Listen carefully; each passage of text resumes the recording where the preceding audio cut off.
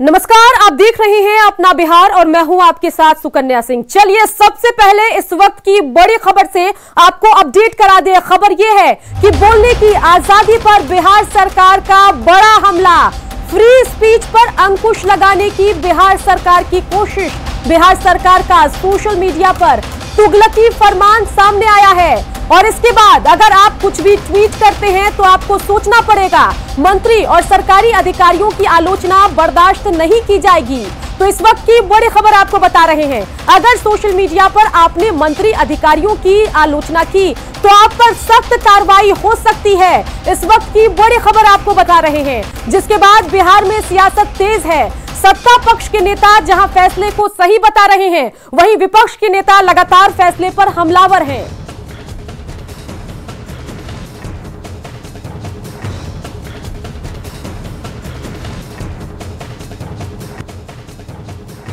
तो चलिए अहम खबर पर लगातार नजरें हमारी टिकी हुई है। इस पूरे मामले पर नेता विरोधी दल, नेता प्रतिपक्ष तेजस्वी यादव ने जेल भेजने की चुनौती दी है। उन्होंने ट्वीट किया मुख्यमंत्री नीतीश कुमार को लेकर और कहा कि अगर चाहे नीतीश कुमार तो मुझे जेल भेज दे, मैं जेल जाने को तैयार हूं। इसके अलावा तमाम जो नेता हैं विरोध के या विपक्ष के, वो हमलावर हैं इस फैसले पर। मृत्युंजय तिवारी आरजेडी नेता हमारे साथ जुड़े हुए हैं, पहले उनसे बातचीत करते हैं और बाद में बाकी नेताओं से भी आपको इंट्रोड्यूस कराएंगे। तो मृत्युंजय जी, फैसला तो आ गया, लेकिन फैसले को लेकर सवाल आप उठा रहे हैं। मैं आपसे ये सवाल पूछना चाहूंगी कि विरोध तो आपने कड़ा जता दिया है, लेकिन उस पूरे मामले पर बिहार सरकार को घेरने की आपकी क्या तैयारी है? देखिए, सरकार को ये तुगलकी फरमान वापस लेना ही पड़ेगा। हमारे नेता श्री तेजस्वी यादव जी ने खुला चुनौती दे दिया है, खुला चैलेंज है माननीय मुख्यमंत्री आदरणीय नीतीश कुमार जी को। उन्होंने कह दिया है तेजस्वी यादव जी ने कि आपकी पुलिस बिहार में शराब बेचती है, आप हमें गिरफ्तार करो। अब इससे बड़ा क्या होगा सरकार को? ये फरमान सरकार को वापस लेना ही पड़ेगा। सुकन्या जी, याद रखिए, लोकतंत्र का गला घोटने नहीं दिया जाएगा। ये सरकार चलेगा संविधान से। ये सरकार की मनमानी, तानाशाही और हिटलरशाही नहीं चलेगी। तेजस्वी यादव जी की, जनता की आवाज को आप दबाना चाहते हैं। दरअसल आपका कहीं पर निगाह है, कहीं पर निशाना। आप नहीं चाहते हैं कि हमारी आलोचना हो, सरकार की नाकामी उजागर हो। इसी डर से इस तरह का फरमान आपने जारी किया है। आपके माननीय मंत्री, माननीय सांसद, माननीय विधायक बिहार सरकार के अफसर पर कोई टिप्पणी करेंगे तो वो जेल जाएंगे और बाकी आदमी पर क्या होगा? बिल्कुल, ये नहीं चल सकता है। ये तुगलकी फरमान सरकार वापस ले। प्रेमचंद्र जी, ये जरा बताइए कि बिहार की जो कानून व्यवस्था है या पुलिस महकमा है, इस बड़े फैसले को क्रियान्वयन करने के लिए क्या आपको तैयार दिखता है उस स्थिति में जब बिहार में क्राइम का ग्राफ तो बढ़ ही रहा है और बड़े मामले पर पुलिस जो है वो खुलासे करने में नाकाम है? ऐसे में पुलिस कैसे हर ट्वीट, हर पोस्ट पर नजर रखेगी? क्या इतना बड़ा पुलिस महकमा है हमारा? क्या लगता है आपको? बिल्कुल, जो बिहार गवर्नमेंट का पुलिस मैकेनिज्म है वो इस तरह के गतिविधियों पर नजर रखने के लिए बिल्कुल ही सक्षम नहीं है और ये छोटे मोटे अपराधियों को नहीं पकड़ पाते हैं। अपराध की घटनाएं तेजी से बढ़ी है, तो स्वाभाविक है इनका इस्तेमाल वो करेंगे राजनीतिक विरोधियों के खिलाफ। वो देखेंगे भाई जो आदमी ज़्यादा एक्टिव है, हमारी सरकार की नीतियों और गलत कार्यक्रमों का विरोध करता है, तो आप उस पर केस दर्ज कर देंगे। बिहार में ये फैशन नीतीश जी का पिछले 2-3 सालों से बढ़ा है कि आप साधारण तरीके से भी अगर प्रदर्शन करते हैं, धरना देते हैं, तो आपके ऊपर एफआईआर हो जाता है। तो अलोकतांत्रिक प्रक्रिया से ये नीतीश गवर्नमेंट और बीजेपी की सरकार पहले से चल रही है। अब एक नया चीज इन्होंने लाया है, तो मुझे लगता है कहीं ना कहीं यह विपक्ष की आवाज को दबाने की कोशिश है और अत्यंत ही घोर अलोकतांत्रिक कदम है। इन्हें इस फैसले को वापस लेना पड़ेगा, नहीं तो बिहार की जेलें छोटी पड़ जाएंगी। ऑलरेडी वहां कई ये दावा करते हैं कि हमने इतने लाख शराबबंदियों को पकड़, शराबबंदी के तोड़ने वालों को पकड़ रखा है।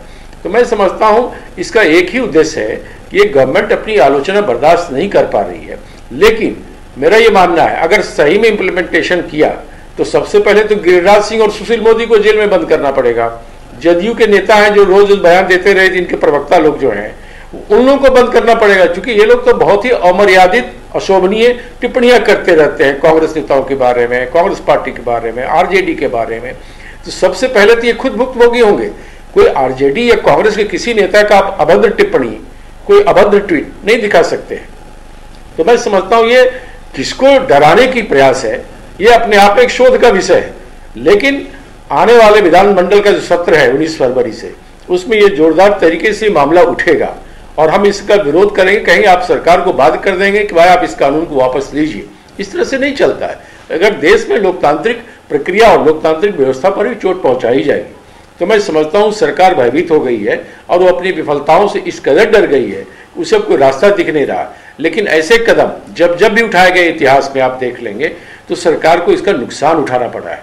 तो मैं समझता हूं नीतीश कुमार और भारतीय जनता पार्टी की जो बिहार में खिचड़ी सरकार चल रही है, वो इस कानून को वापस लेगी और हम इसे वापस लेने के लिए बाध्य करेंगे।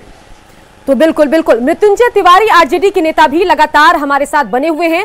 मृत्युंजय जी, इस मामले को लेकर 2-3 सवाल उठ रहे हैं। एक सवाल ये भी है कि अगर हम ट्रोलिंग की बात करें तो उसका सामना आप भी करते हैं, तेजस्वी यादव भी करते हैं, नीतीश कुमार भी करते हैं और मैं भी करती हूं। लेकिन इन सबके बीच बड़ा सवाल है कि अगर कोई तेजस्वी, नीतीश कुमार आपको ट्रोल करेगा तो उस पर कार्रवाई होगी, लेकिन अगर कोई मुझे ट्रोल करेगा तो उस पर कार्रवाई नहीं होगी। आखिर ये दोहरा कानून बिहार पर क्यों थोपा जा रहा है? अगर आप कोई नियम कानून ला रहे हैं तो आम से लेकर खास तक नियम वही होने चाहिए, कानून वही होने चाहिए। क्या मेरा सम्मान सम्मान नहीं है, सिर्फ माननीयों का सम्मान सम्मान है? बताइए मृत्युंजय। यही तो अहम सवाल है सुकन्या जी, जिसको हम लोग उठा रहे हैं, हमारे नेता तेजस्वी यादव जी उठा रहे हैं कि आप जो फरमान जारी कर रहे हैं, इस पत्र में देखिए सरकार कह रही है जो सरकार के माननीय मंत्री, सांसद, विधायक, सरकारी ऑफिसर पर जो टिप्पणी करेगा उस पर कार्रवाई होगी। बाकी लोगों पर क्या होगा? तो सरकार अपने आप को आलोचना से बचने के लिए। चलिए मृत्युंजय जी बने रहिए हमारे साथ। आपके वॉइस में थोड़ी प्रॉब्लम आ रही है, उसको ठीक करके वापस आपसे जवाब लेंगे।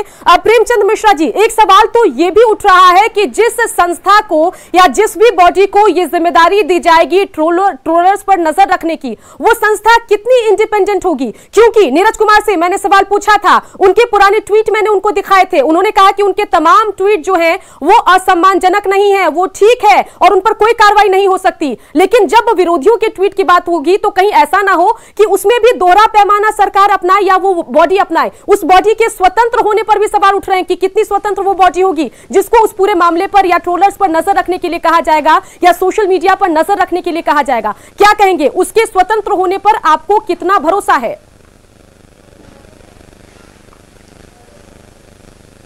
नहीं, स्वतंत्र होने का तो सवाल ही नहीं उठता है। इस तरह का कदम इसी उद्देश्य को ध्यान में रखकर उठाती है सरकार, जब उसे परेशानियों से अपने आप को घिरा महसूस करती है और उसको लगता है कि अमुक अमुक पार्टी के अमुक अमुक नेता ज्यादा मुखर है, तो चलो ऐसा कानून बनाओ कि इनके मुंह को बंद करो, आवाज को बंद करो। तो यह तो आप मान के चलिए इसका बेजा इस्तेमाल होगा, इसका दुरुपयोग होगा और दुरुपयोग होगा विरोधी पक्ष की आवाज को दबाने के लिए। मैं तो चुनौती देता हूं कि अगर सही में कानून इंप्लीमेंट करें तो गिरिराज सिंह और सुशील मोदी को सबसे पहले जेल में बंद करना पड़ेगा। ये नीरज कुमार और दूसरे जो नेता जदयू के हैं, रोज अनापशना बयानबाजी करते हैं, इनको जेल में बंद करना पड़ेगा।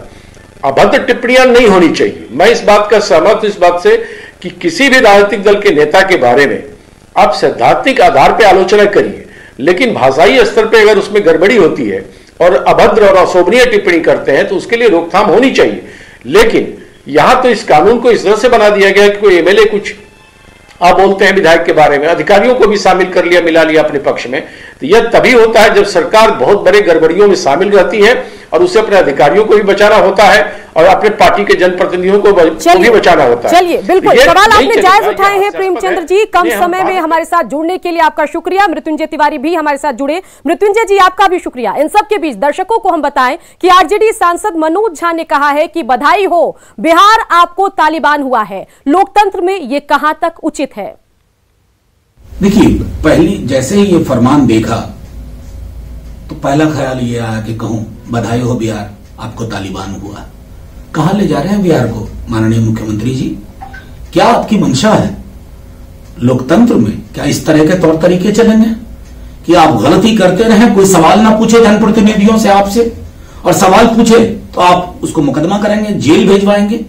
इस प्रकार के अहंकार और गुरूर से भरे फरमान जमींदोज कर दिए जाते हैं। यह स्मरण रहे, नेता प्रतिपक्ष ने ठीक ही कहा है कि छोटी छोटी चीजें जहां आपसे सवाल पूछा जाता है आप जेल भिजवाएंगे लोगों को। आपकी हिटलर शाही पे सवाल पूछेगा तो हिटलर विशेषण के आधार पर आप जेल भिजवाएंगे। इतना सनद रहे माननीय मुख्यमंत्री जी और आपकी पूरी की पूरी टीम। जिस प्रकार मैंडेट के व्याकरण को आप संभाल नहीं पा रहे हैं, उसको समझ नहीं पा रहे हैं, बिहार की जनता इस तुगलकी तालिबानी फरमान को कतई स्वीकार नहीं करेगी। सड़कों पे बवाल मचेगा, फिर आप ये फरमान हाथ में लेके घूमते रहना एक कागज के टुकड़े से ज्यादा नहीं रहेगा। सोशल मीडिया पर आपत्तिजनक टिप्पणी पर कार्रवाई के फैसले को डिप्टी सीएम तारकिशोर प्रसाद ने अच्छा फैसला बताया है। उन्होंने कहा, सोशल मीडिया में कई चीजें फेक होती है, उनका वास्तविक चीज से जुड़ाव नहीं होता। नहीं, ये तो एकदम सही निर्णय है, क्योंकि आप भी देखते होंगे, आप लोग बहुत स्तरीय चैनल से आते हैं और आपकी खबरें और जो सोशल मीडिया में गलत नाम से, फेक नाम से जो कुछ चीज़ें आ रही है, तो वास्तव में एक नकारात्मक वो चीज़ें पैदा करती है जो कहीं न कहीं उसका कोई वास्तविक चीज़ से कोई जुड़ाव नहीं रहता है। तो इस तरह का कदम उठना ही चाहिए। चलिए, नए फरमान पर जेडीयू के नेताओं का क्या कहना है, आइए सुनते हैं। आर्थिक अपराध इकाई के द्वारा साइबर अपराध की श्रेणी में आने वाले मामलों के लिए जो कदम उठाया गया है, निसंदेह ये स्वागत योग्य पहल है। जनप्रतिनिधियों और अधिकारियों के खिलाफ सोशल मीडिया और इंटरनेट का जिस तरह से दुरुपयोग हो रहा है, हाल के दिनों में जिस तरह से अभद्र भाषा का प्रयोग, अपशब्दों का प्रयोग, भर्त्सना, निंदा और इनके लिए जिस तरह के असंसदीय वाक्यों का प्रयोग हुआ है, वो निस्संदेह शर्मनाक और दुर्भाग्यपूर्ण है। इसीलिए राज्य सरकार का ये ताजा निर्णय स्वागत योग्य है और इसकी सराहना की जानी। बीमार लालू यादव से मिलने मीसा भारती पहुंची है। बीमार पिता लालू यादव से मिलने मीसा भारती पहुंची हैं। राबड़ी देवी और तेजस्वी यादव पहुंच रहे हैं रांची। चार्टर्ड विमान से दोनों आ रहे हैं रांची। तो इस वक्त की अहम खबर आपको बता रहे हैं, लालू प्रसाद यादव की तबीयत खराब चल रही है और ऐसे में बेटी मीसा भारती लालू प्रसाद यादव से मिलने रांची पहुंची हैं। और तस्वीर भी हम आपको दिखा रहे हैं। देखिए, इसी गाड़ी से मीसा यहां पर पहुंची हैं और मास्क पहनकर गाड़ी से निकलकर वो लालू प्रसाद यादव से मुलाकात करेंगी, उनका हालचाल जानेंगी। साथ ही ये भी खबर है कि चार्टर्ड विमान से राबड़ी देवी और तेजस्वी यादव भी पहुंच रहे हैं रांची।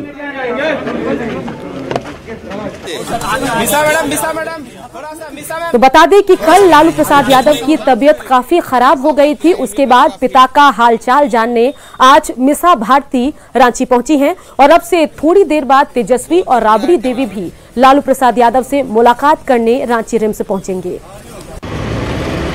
मैम तो बता दें कि मीसा की तस्वीरें तो आप देख रहे हैं। इन सब के बीच तेजस्वी और राबड़ी चार्टर्ड विमान से रांची पहुंचेंगे और यहां पर लालू प्रसाद यादव से मुलाकात करेंगे। उपेंद्र हमारे संवाददाता इसी खबर पर ज्यादा जानकारी के साथ रांची से सीधे हमारे साथ जुड़ गए हैं। उपेंद्र, अभी हमने तस्वीरें देखी, मीसा भारती पहुंची हैं लालू प्रसाद यादव से मिलने और साथ ही आगे जाकर राबड़ी और तेजस्वी भी पहुंचेंगे। अपडेट जानकारी क्या कुछ है, बताइए।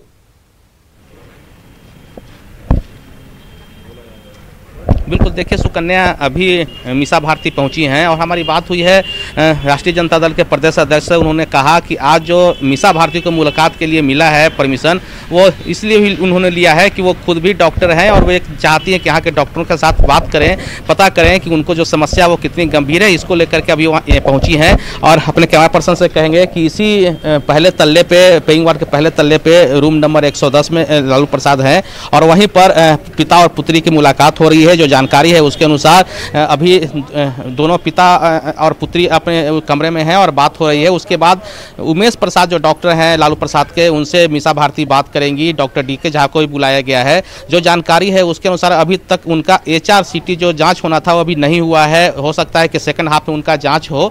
और जो तमाम जो नेता हैं राष्ट्रीय जनता दल के, वो यहाँ पर पहुँचे हुए हैं। आप देखिए जो तस्वीर है, अलग अलग जो जगह से जो नेता, जैसे ही पता चला चला है कि लालू प्रसाद की तबीयत खराब है, वो यहाँ पे पहुँचे हुए हैं। राष्ट्रीय जनता दल के वरिष्ठ नेता यहाँ पर हैं, राधा कृष्ण किशोर जी, इनसे हम थोड़ा सा बात करने की कोशिश करते हैं। ये बताइए, चिंता वाली बात है, तमाम जो नेता हैं प्रदेश के, बिहार के यहाँ पहुँचे।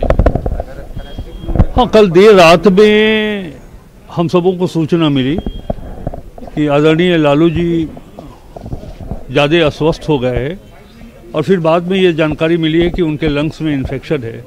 देखिए, इस उम्र में लंग्स में इन्फेक्शन होना ये स्वाभाविक रूप से चिंता का विषय है। और न सिर्फ रांची जिला से जो हमारे आरजेडी संगठन के जो हमारे अधिकारी हैं, लोगों ने फ़ोन करना शुरू किया, लोग चिंता जाहिर लोगों ने किया। पूरे जो चिंता की बात है, राष्ट्रीय जनता दल के जब सभी कार्यकर्ता नेता चिंतित हैं, राष्ट्रीय जनता दल के प्रदेश अध्यक्ष हैं, इनसे हम बात करने की कोशिश करते हैं। ये बताइए कि और कौन कौन से लोग आ रहे हैं भाई? ठीक ठीक ठीक, हाँ, क्या कहना चाह रहे हैं जी? कौन कौन और लोग आ रहे हैं मिलने के लिए? जो हमारे पास जो सूचना है उसके अनुसार से एक तो डॉक्टर मीसा जी आ चुकी हैं, डॉक्टर भोला जी भी इंटरसिटी से पहुंच चुके हैं और नेता प्रतिपक्ष श्री तेजस्वी यादव और राजमाता पूर्व मुख्यमंत्री विधान परिषद के नेता माननीय राबड़ी देवी जी भी शाम तक पहुंचने की संभावना है।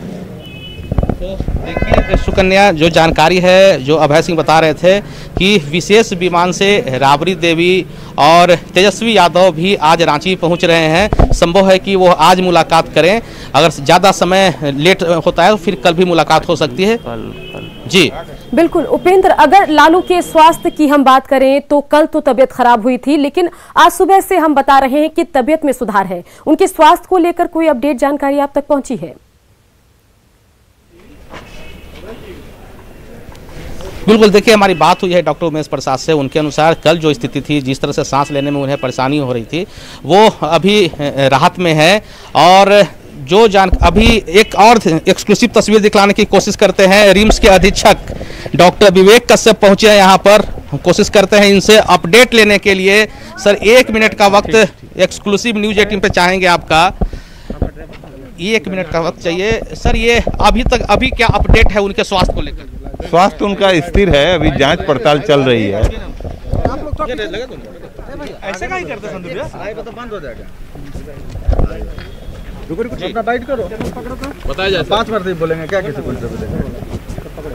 स्वास्थ्य उनका स्थिर है और अभी इन्वेस्टिगेशन चल रहा है।